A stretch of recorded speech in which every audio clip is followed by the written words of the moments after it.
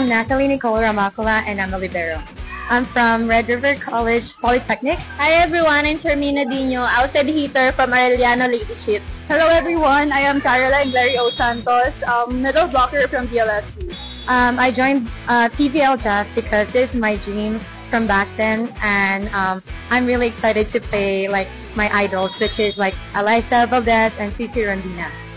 First, syempre, this is one of our parang pangarap ba ng mga volleyball player na makatungtong dito sa league na to, since ito yung parang isa sa pinakamalaking liga na meron sa Pilipinas. For me naman, I just want to try again. Coming from a injury, so like I just want to give it a shot again.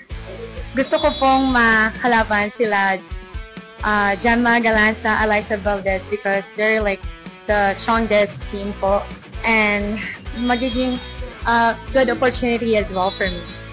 For me, siguro yung Creamline, kasi alam naman natin na sila yung parang number 1 na maraming malalakas na players and maraming mga talagang, alam mo yun, quality na players, and syempre gusto rin namin na mahubog yung sarili namin na makalaban din sila.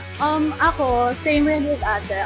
Creamline din, kasi yung team nila is composed of like the top players here in the country. And for sure, marami pa kaming matutunan when we play against them. Hi guys, hi PBL fans.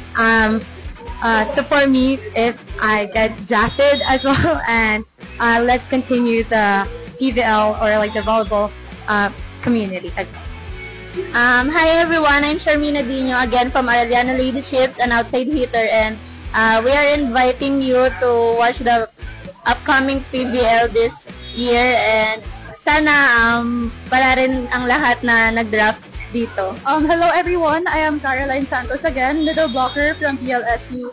And again, we're inviting everyone to watch the upcoming PBL. And yeah, that's all.